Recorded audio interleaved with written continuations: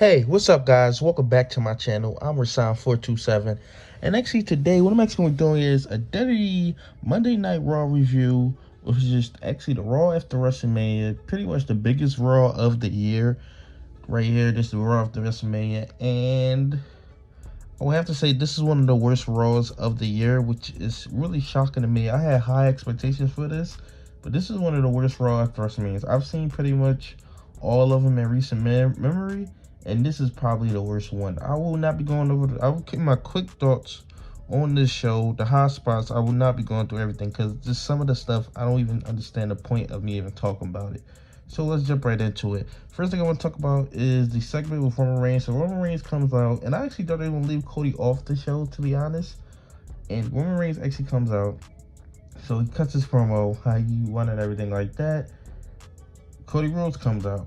He says he wants a rematch tonight. Of course, that's not happening. So I'm guessing they're going to set up something for Backlash or SummerSlam. They're going to plan it out or something like that. Brock Lesnar comes out, which was super weird. I'm like, why is Brock out there? And then they're talking about doing tag team match. I'm like, whoa, this is Brock Lesnar and Cody Rhodes versus Roman Reigns and Silver Sikoa. I'm like, okay, that's fine. They set it up, and I thought it was just super weird the way Brock was acting. I'm like, you know, he's a babyface now, so that's fine. So they set that up. And then we get, I'm going to give my thoughts on other things. So another big thing happened on the show, Matt Riddle returning. Because I'm going to save that for the end of the video. What happened at the end, which I thought was absolutely awful. Matt Riddle returning. He attacks The Miz. It seems like they're just jobbing out The Miz at this point. I mean, he does absolutely nothing at this point. Like, it's ridiculous. But Matt Riddle came back. I'm a huge Matt Riddle fan, so I'm happy to see him actually come back and everything like that. Then we had Seth Rollins come out, and he comes out to do a segment. The crowd singing his theme music, and then he leaves. I was just so, I've never seen, in all my years of watching wrestling, I've never seen that happen before. Like, when he started walking up the ramp, I'm like, okay, so he has to be getting attacked, right? He just has to be. And then it was just nothing. So I'm just like, so you had him come out just because, and Seth Rollins is crazy over.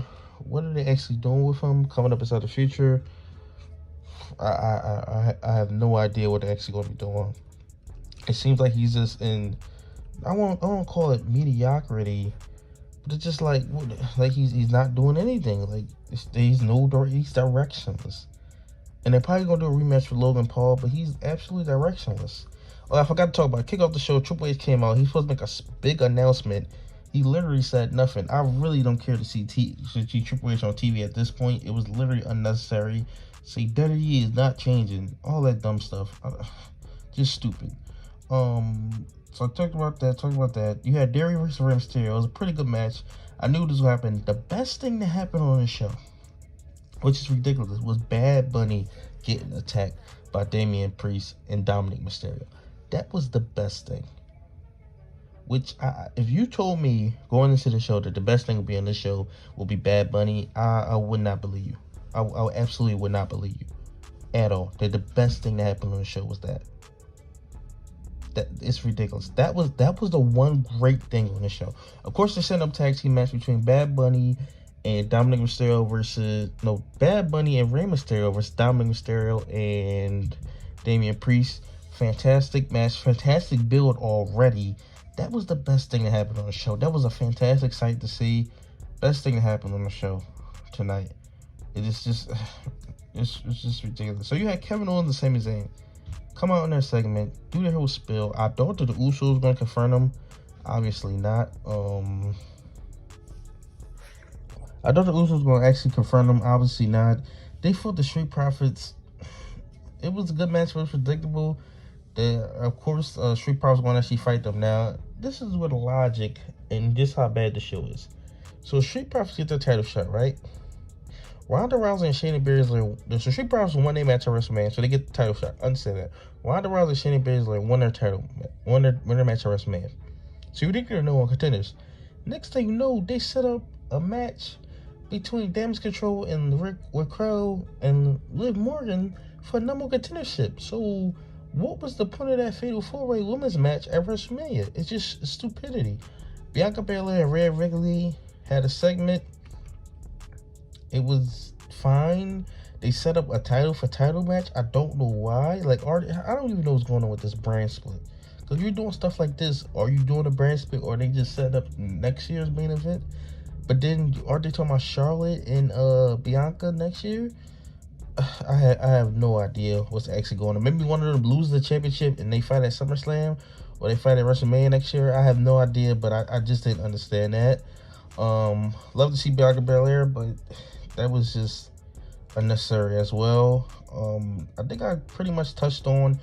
Let's get into this main event. This is the main thing I want to talk about. Is Brock Lesnar and Cody Rhodes versus Roman Reigns and Sikoa. So the match is kicking off. Match is started. And, you know, I didn't even pay attention to the time left. It was like 8 minutes left, I think. And, you know, I had a feeling. I was like, what if Brock... I said in the back of my head, what if Brock turns on Cody? But I thought they were going to have like 5-10 minute match or something like that. And then I was thinking like, what if he turns on? Because this just seems so weird. So he turns on Cody Rhodes. And the big thing is Cody and Roman Reigns... Cody and Brock Lesnar are going to have a feud. I'm guessing... I mean...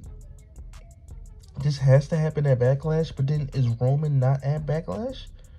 So I'm guessing Roman's not going to be at Backlash if you're doing Cody and actually Brock Lesnar, which is not the feud what I would have thought they were going to do. There was a lot of rumors about Randy Orton and maybe doing a 6-man tag at Backlash, but this is obviously what they're setting up. I'm not excited for it at all. I'm just going to be honest. This was literally the worst Monday Night Raw of this year. This is one of the worst Monday Night Raws I've seen in recent memory.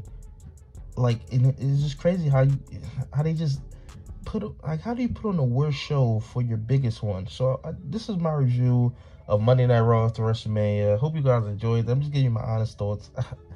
Like, outside of that Bad Buddy segment, there was nothing good on this show.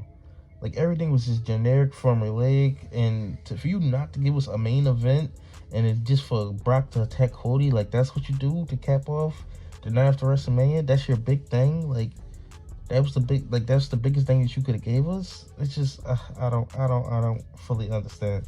There's rumors about, you know, if Vince McMahon is taking over, if Triple H is, all that stuff don't matter to me. This show was absolute garbage. I'm just gonna be completely honest.